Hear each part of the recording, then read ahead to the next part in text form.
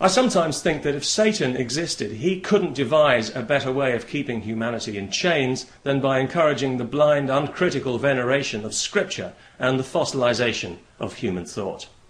So, without wishing to be too rude about it, I want to say something now to the handful of people who insist on sending me sometimes quite lengthy passages of Scripture. You probably know who you are.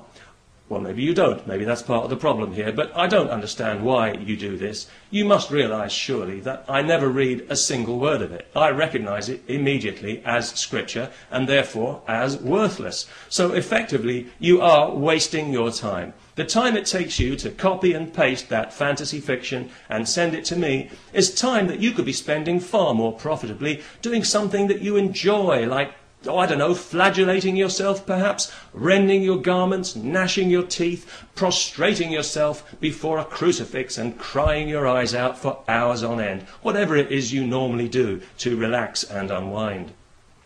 On the other hand, if it's a genuine neurotic problem that you've got, some kind of obsessive-compulsive disorder, well, obviously that's different. Then I do sympathise. Please carry on sending as much Scripture as you like.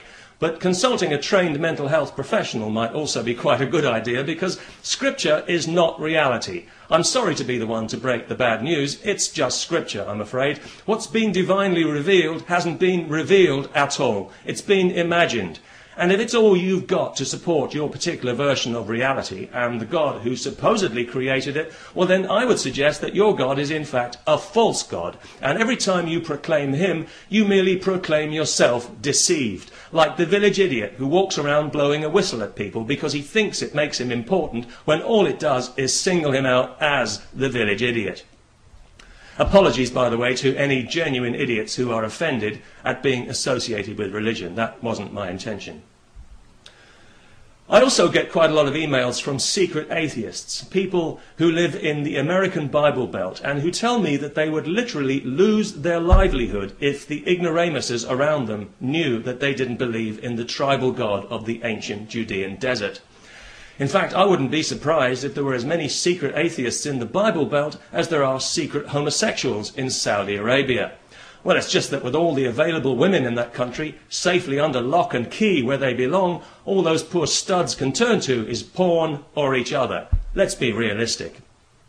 But both of these unfortunate groups, the secret atheists and the secret homosexuals, are victims of other people's rigid interpretation of Scripture. Because Scripture gives us license, if we are that way inclined, to show the very worst of ourselves and to behave in ways we might otherwise be ashamed of if we had any decency about us. There's nothing you can't read into it or take from it. So whatever nasty, shitty little attitude that you harbour towards your fellow man will find justification in Scripture. Because like the sands of the desert, fixed and immutable, yet ever shifting, the words of God are infinitely versatile. Open that book and watch them dance across the page like ninjas, each one a soldier for you and your petty prejudices. But don't make the mistake of thinking that you can blame Scripture for your noxious opinions. You can seek refuge in it, as many hypocrites do, but you can't hide behind it. Because Scripture depends on interpretation, because it is so ambiguous, the way that you choose to interpret it reveals who you are in your heart. So in that sense, it's not a shield at all. It's a spotlight that shows up an evil heart like an X-ray. As with those hardline Saudi clerics, for example, who take sadistic pleasure interpreting the Quran as cruelly as possible, they merely reveal themselves for the bloodthirsty monsters that they are and advertise to the world the darkness in their petty little souls and their pitiful inadequacy as men. Right now, the Anglican Church is tearing itself apart because some people, again, have taken refuge in Scripture as an excuse for prejudice against women and homosexuals. In any other walk of life in the civilized world, this would be prosecuted as a crime. But Scripture legitimizes it, implying that it's the result of profound reflection, when in fact it's just a grubby front for chauvinism and ignorance. Which brings me back to the Bible Belt. Widely recognized, of course, as an area of outstanding natural stupidity, and with very good reason, especially when you consider the millions of dollars that have been spent in building creation museums. Just think of the psychotherapy that money could have paid for. Creation museums are the latest symptom of Christie insanity to hit the United States, and they are, of course, inspired 100% by Scripture. At the moment, they seem to be popping up like mushrooms in a spontaneous eruption of life, ironically enough, all over the land of the free and beyond now. These are places of education where Christian children can go to learn the truth, that their parents are morons and quite possibly insane. They'll learn that Adam and Eve not only existed in all their Disney-like fig-leafed apple-chomping glory, but they rode around the place on dinosaurs. Hell, they probably even had rodeos. Well, why not? They were Christians, weren't they?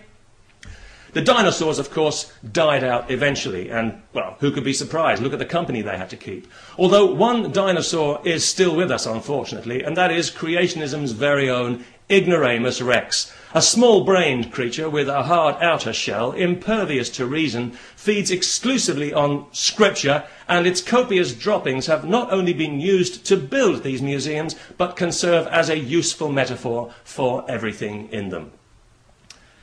If you've got a head full of Scripture, then what you've got is a head full of ideas that have stopped growing.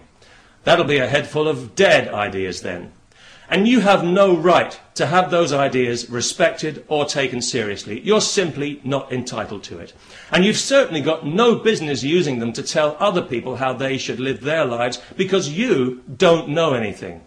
If patriotism is the last refuge of the scoundrel, Scripture is the first refuge of the ignoramus. You can study it for years without learning anything, but you will end up with a lot to say for yourself, and it will all amount to the same thing.